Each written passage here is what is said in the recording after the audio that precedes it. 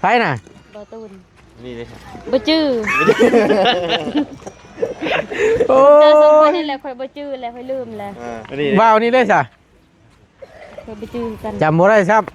แล้วกันบาด ชื่อแต่ว่าตูนเนาะ อันนี้น่ะบ่ตูนเนาะ บ่ตูนก็บ่จื้อแต่เจ้าแหละถาม ไปจับบ่พุ่นเมื่อเฮาแก่เมื่อนี่เครื่องนี่ โดนได้น้องใหญ่มันจื้อแหละ ได้บ่ฮึบได้อยู่หรอกแบกเมียให้นักกูนี่แหละวิ่งเนาะ เอาไปเอาดิ แบกเงา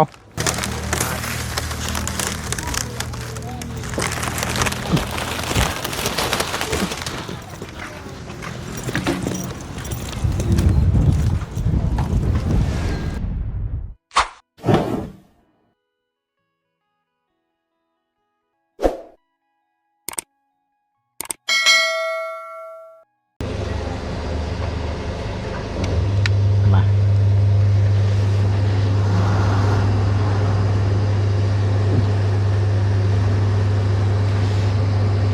เอาคักรถน้องเด้อเอาคักรถ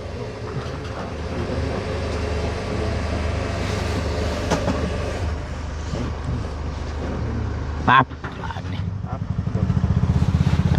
ยิงบ่เท่านะ ยิงเลย ยิงบ่ใช่เบิ้งฉันเดี๋ยวคอยสิซอย ยิง เท่าไรน่ะจังเบิ้งน่ะเจ้า 600,000 600,000ซอยใส่เดี๋ยวบ่ตุน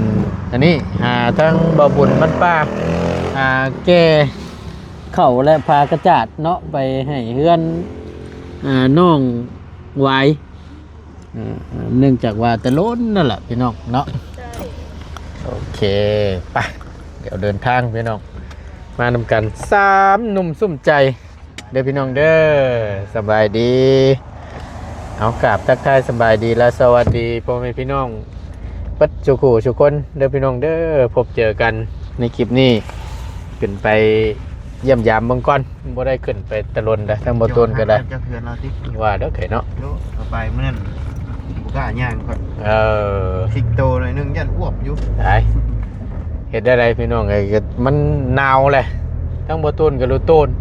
จักสิว่าได้ใดก็เลยเอาปลากระแตะนี่แหละเนื่องจากว่างบก็มีอยู่3 ล้านพี่น้องไอ้บ่ต้นก็ตั้งแต่รุ่นแล้วล่ะขึ้นมารอบก่อนนั่นพอดีปลากระจาดนี่มันเบิดก็เลยขึ้นมารอบนี้มันยังก็เลยซื้อไปให้ก่อนเนื่องจากว่ามันอากาศมันเย็นเลยเอาไปอบเอาไปหุ่มก่อนเห็ดไหมนี่ก็โอ้ยว่าเรื่องงบมันแหละพี่น้องเลยชื่อว่าได้ไร ได้แต่เช้าแล้วก็ดิ ได้แต่เศร้าชื่อว่าได้หลายผู้หลายคนก็ตุนโตนโย่ว่าสันมันก็ขึ้นอยู่กับบุญวาสนาชื่อว่าทางใดพี่น้องมีแต่เอาประตูที่ชื่อปลากระจาดนี่แหละไปให้ก้อนพร้อมตะปูน้ำเข่า2 กระสอบมี1 แก๊สพี่น้อง ทำสกิด เห็นอะไรลักๆเลยแหละเขาน้ำจำปาเนี่ยสำคัญได้แหละไปเดินทางเด้อพี่น้องเด้อเนาะพบเจอกันอยู่พุ่นละป่านนี่ช่วงค่อยคำลงแรงหนาวซับไม่นี่ก็ได้ปั๊บอ้าวโอ้ยพี่น้องเมื่อลมพัดเย็นจ้อยๆใครอยู่พอก็อยู่เนาะ โอ้ โอ้ ปุ๊บมาเฮือนน้องวายเพิ่นนี่กำลังเอาปลากระจาดมา ลุงเอิมบ่ ลุงเพิ่ม อ๋อโดย ปลากระจีดังกำลังสิจอดเลย หากระหอดลุงเอ้ยบนบริตัดอยู่เอาโอเคพี่น้องเลยเนาะ โอเค ไปเดี๋ยวลงเบิ่งก่อนเยี่ยมยามตามข้าวก่อนเป็นได้ใดอึ๊บโอ้ยครับโอ้ยเนาะสบายดี เป็นจังไดอยู่ดีมีแห้งอยู่บ่โอ้ยเนาะบ่ได้ไปทางใดบ่ คนมันเขา คนมันเขารับจ้างบ่โอ้เพิ่นให้มือเท่าไรนั่น มือละแสน มือละแสนไปแล้วจังมือแหละ เอาเขา ฮะ เอาเขา เปลี่ยนเอาเข่าสิบ่บ่เอาเงินแต่เอาเข่ามากิน โดย ไปจะค้นไปเฮ็ดนั่น เจ อไป3คนเดี๋ยวไป2คน เอาใช้น้องวายมันเด้เห็นดิสบายดีล่ะบ่ได้ไปบ่มื้อนี้บ่ได้ไปเวียก สิเกียมไปแล้วเมื่อได้ส่งงานไปซื้อเครื่องไปแสดง สิเกียมไปแหละ แม่น ก็คำเลยยังสิไปแล้วบ่ซะ ไปเลยไปสวนป่า ฮะ ไปกองมัน ของมัน โอ้ไปกองมัน แล้วเมื่อไรแต่เช้าเลยไปส่งลานไปแสดง อืมบ่ได้พ่อกันลนนะเนาะ บ่คิดจะได้ฝึกเจ้าจิมา บ่ แม่น บ่คิดจะได้ว่าซั่นเนาะ เห็นแล้วค่อยสิว่าสิใส่ซุ่มเห็นแล้วใกล้ก็มานั่นน่ะ กำลังที่ใส่ส่งไปกองมัน แม่น หยุดก่อนบัดนี่ หยุดก็ได้ อื่นอีก เบิ่นจังไปเนาะบ่พาไปก็อย่าเอากะมีไปแน่เข้ามาทั้งทีมงานได้ยังหมูมีไปเข้ามาเด้อจะได้ไรเรื่องงบเพื่อนชันยังบ่มีทั้งใดบ่ แม่นยังก็คือเก่านั่น ได้แต่เสาเนาะที่ว่าจังใดพี่น้องเอ้ยนี่แหละเสาก็เก้าต้นว่าซั่นเก้าเสาเป็นทางอาจารย์ลาวบ่ ดู ที่อันชื่อมาน่ะพี่น้องจักยามได้ละนี่แหละบ่ต้นก็สิว่าอันนี้นะพี่น้องเอ้ยเบิ่ง จักสิล่มนะทับยามใดก็บ่ฮู้เนาะสิว่าได้ใดเอิ้นพอจะลงมาไปเอิ้นลงมา เอามาเทยะ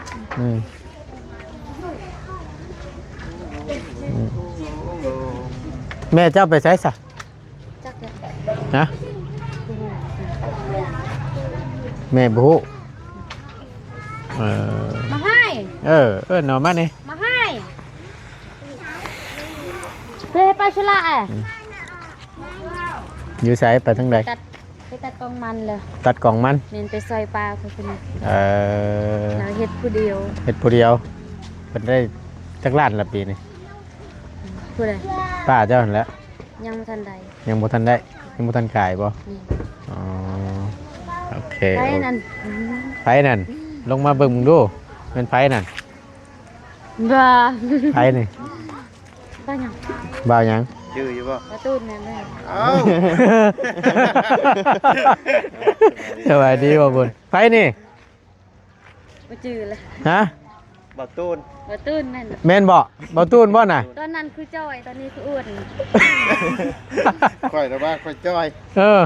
เอาอันผู้เว้าผู้ทายอยู่นี่ไผซั่นนี่ ใครจะผู้ไทย ไปประตู อันนี้บ่ตูนบ่ล่ะมาพี่ไว้ใกล้พี่ยืนอยู่นี่เอาไผนี่เบิ่งคัก ประตู ๆบ่ บ่ตูนผู้นี้ อันนี้บ่เจอเอาบ่ฮู้หาได้จังได๋เอาเบิ่ง เมื่อได้ เอาถามเบิ่ง พี่น้องเด้อ สบายดีเด้อพี่น้องไผน่ะ ประตู นี่เลย บ่จื้อ โอ้ เจอสองคนนี่แหละค่อยบ่จื้อแล้วค่อยลืมแล้ว อันนี้ ว้าวนี่เลยจ้ะ ค่อยบ่จื้อกัน จำบ่ได้ครับแล้วกันบาด ชื่อแต่ว่าตูนเนาะ อันนี้น่ะบ่ตูนเนาะ ประตูก็จื้อแต่เจ้าแหละถาม ไปจับบ่บุญเมื่อเฮาแก่เมื่อนี่เครื่องนี่ โดนแน่ๆน้องใหญ่มันจื้อแหละ เนาะสั่งเป็นเด้อเฮ้ยเอายาดอกซะเฮ็ดได้ไรซะเนาะใช้เอิ้นมาพอจะเอาเข้านี่มาเอาเข้านี่ซื้อมาให้นี่2กระสอบ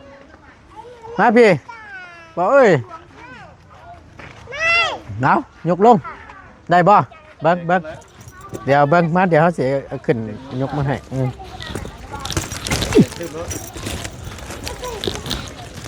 เดี๋ยวเด้ออย่าดึง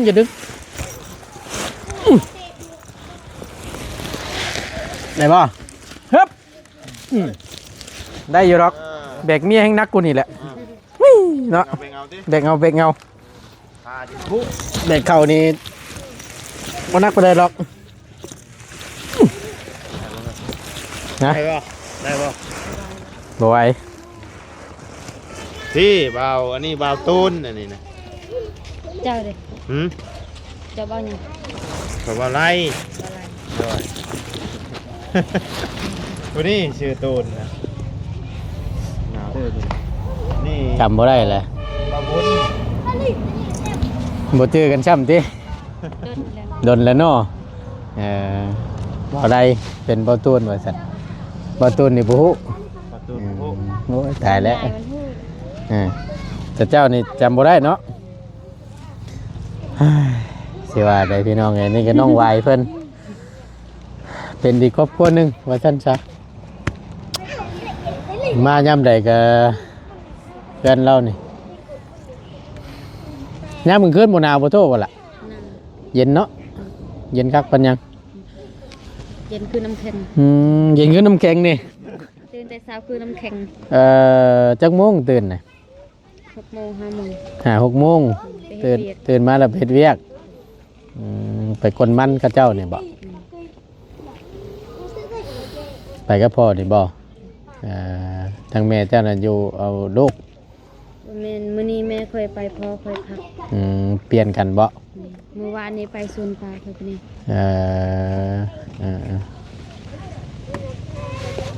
มาแล้วมาฮึบอายว่ากันหลักอายโน่นเป็นอะไรมันนักโอ้ยเนาะบ่นักดอกนั่นล่ะมีพอได้ตบเด้อ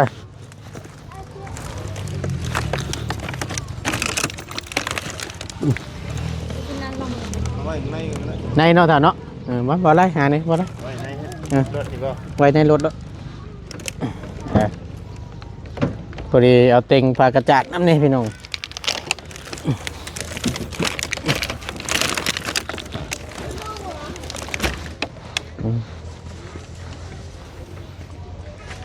เอ๊บโ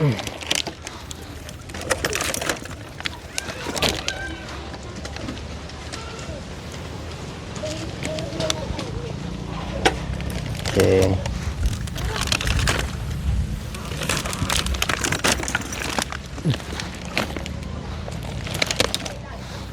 อยู่ใต้เกรมมีเชือกน้องฮักกับ ฮะ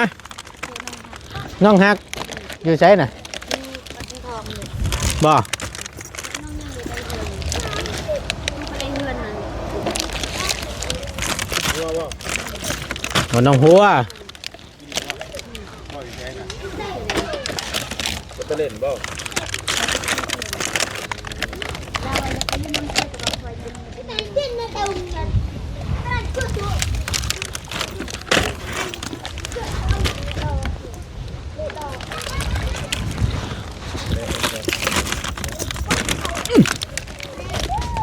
นี่ก็น้ำว่าจะไปนี่แหละพี่น้องไปซอยงาน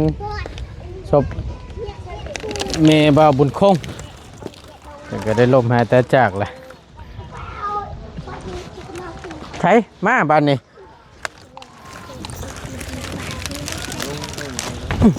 เอาลงวางอยู่นี่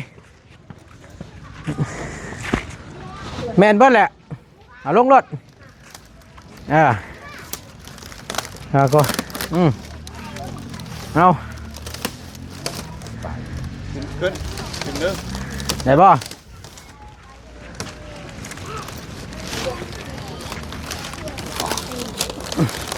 ฮักตลอดนะนี่นี่ไปใช้เอาไปทั้งใด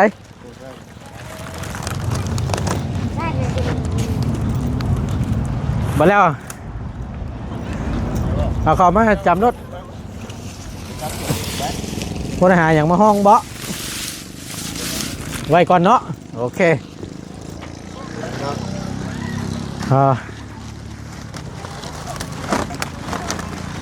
นี่หาทั้งบ่บุญพี่น้องไอ้แกมา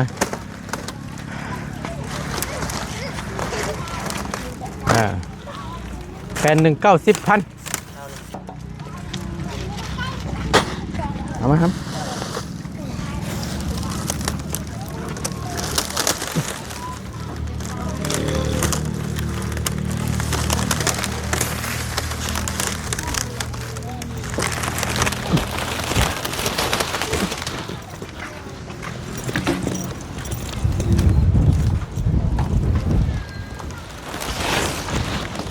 ลมแตะ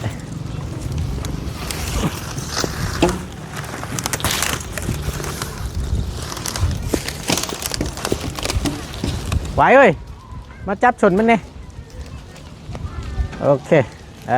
จับเรียงนั่นแหละ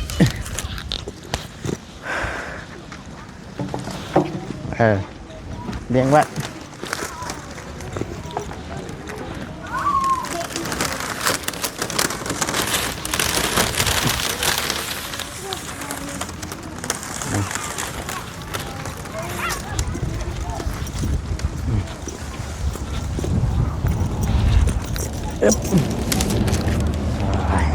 ดูดีเลยเนาะซิมไอซิมมาเราเคยก็เมื่อในตลาด แม่นบ่สิไปเวียดอยู่บ่ใช่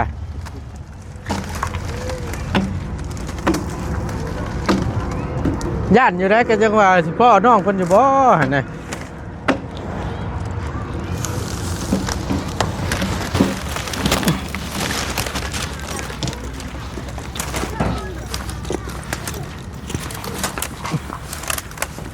โอเค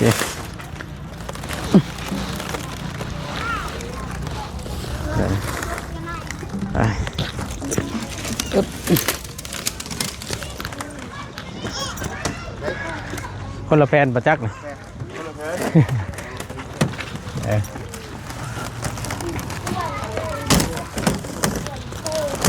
แบ่งครึ่ง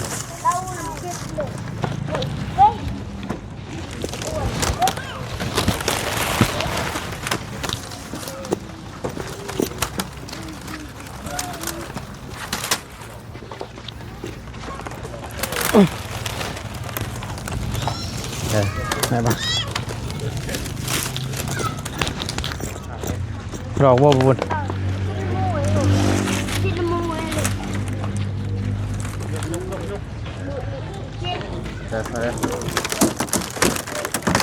เดี๋ยว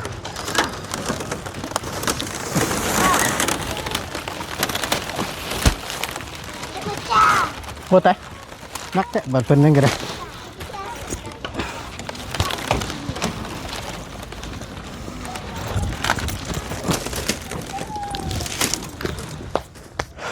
โอเค12 แผ่นพี่น้องเลยคือสิพ่ออยู่ดอกเนาะพ่อบ่12 แผ่นนี่พออยู่เนาะฮะพอเลยใส่เปบาทไปพ่อหน่อยเนาะใส่ก็ต้องตัดไม้ตัดอย่างมาใส่ไม้กันนะมาแล้วก็ไปตัดไม้มาใส่เด้อบัดเด้อตะปูเฮาก็ซื้อมาไว้ให้แล้วน่ะ2 โลน่ะนี่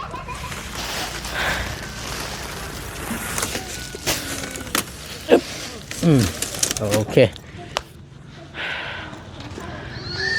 พี่น้องเลยก็ถือว่าแล้วเรียบร้อยเนาะหาทั้งบบุญพี่น้องเติมน้ำมันให้เราก่อน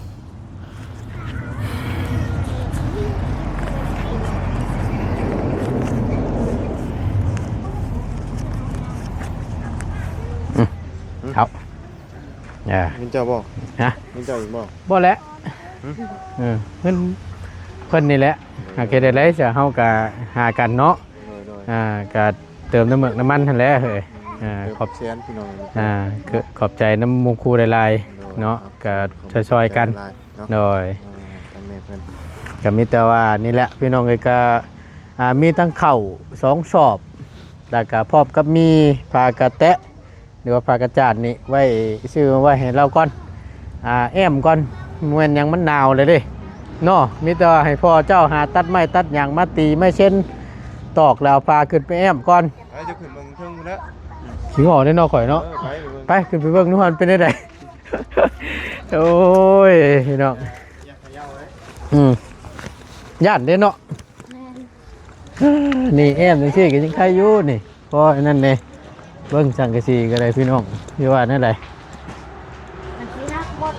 มันสิฮักเบิดแล้วนอนวันดีขึ้นดีรับกำลังม่วนเนี่ยลงนี่เฮ็ดได้นี่ล่ะฮะปะนี่โอ้ยอยู่ไงพี่น้องเอ้ยชื่อว่าได้เลยโอ้อันนั้นชุ่มไผชุ่มน่ะชุ่มตัวน่ะเอาชุ่มนอนน่ะของไผตัวน่ะของเจ้าบ่ฮะน้องใหญ่นอนเฮือนหมู่บ่มีบ่นอนแต่ไปนอนเฮือนหมู่ โอ้ยเนาะพี่น้องเอ้ยเบิ่งนี่ ที่ว่าได้ๆเนาะบัดย่างงุ้มสิบ่ว่าลงบ่นี่พี่น้องเอ้ยค่อยยองไปได้บ่ตูนก็ได้ ขออนุญาตเนาะยืนนี่ก็ได้ละเอ้ยโอเคทางยังใหญ่เพิ่นไปทางใดล่ะ เนี่ยไป อันนี้ไม่เห็นหรือเปล่านี่โอเคเมื่อยไปได้เติบพี่น้องนอนนี่มีแต่น้องใหญ่ชื่อว่านอนอยู่นี่นะ แม่นน้องยายน้องลีน้องกี พ่อแม่เจ้าได้ซะ นอนอยู่นี่คือกั พ่อแม่น่ะนอนอยู่นอกนี้ โดย โอ้ยเนาะเบิ้งงบ3 ล้านพี่น้องบ่ตูนชื่อเบิดไปใช่เด้ปันกระดาษปันใบบินอยู่ใช่เลยเจะมาอันนี้ก่อนโอเคพี่น้องเนาะเบิกบินก่อน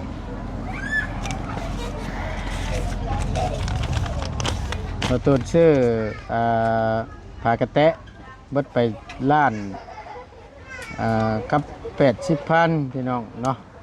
แล้วก็ตะปูน้ำแน่รวมไปตกอยู่1,140,000นี่พี่น้องบินอยู่นี่เนาะตัวนี้ซื้อเข่าพี่น้องเลยรวมกันอยู่ต้นซื้อเข่านี่เบิดไปอยู่1,260,000พร้อมกับมีน้ำนะพี่น้องรวมกันตกไปอยู่2,340,000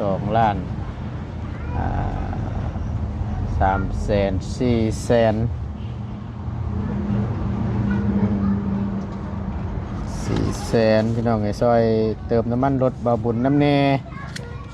พอดีเรือจากชื่อเครื่องชื่อของเนาะเฮ็ดได้ซะเฮาหาหมู่เฮากับ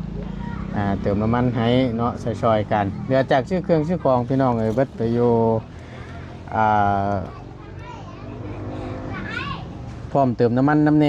เนาะก็เดืออยู่100,000กระดาษเลยอันยับมาใกล้ๆพี่แหละเดือนนี้ก็ไว้แฮ่ตัวนี้ตัวได้ไว้ซื้อเกลือพริกนัวเด้อกับผู้ดีเป็นทั้งคณะแม่ใหญ่ใจดีอยู่สหรัฐอเมริกา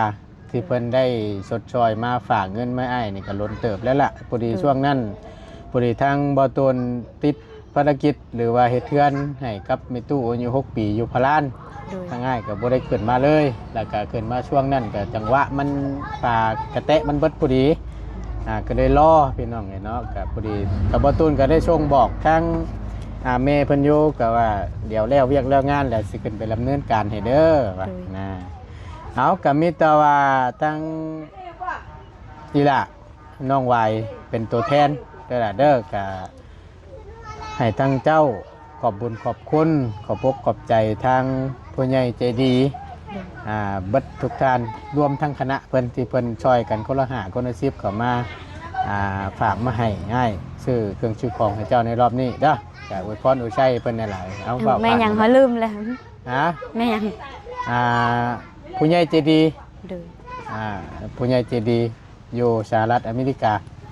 เด้อเอาอวยพรนี่นะขอบใจแม่ผู้ใหญ่ใจดีเด้อที่ฝากข้าวฝากกะมียังตะกะแตนนั่นขอขอบหลายๆเด้อขอบใจเด้อธุรกิจยังเฮ็ดขอให้ร่ำให้รวยเด้อความเจ็บไม่ได้ความใครบ่มีเด้อพัฒนาสิ่งใดขอให้ได้สิ่งนั้นเด้อขอให้สุขดีได้มานเด้อไปทางใดก็ขอให้ปลอดภัยเด้อ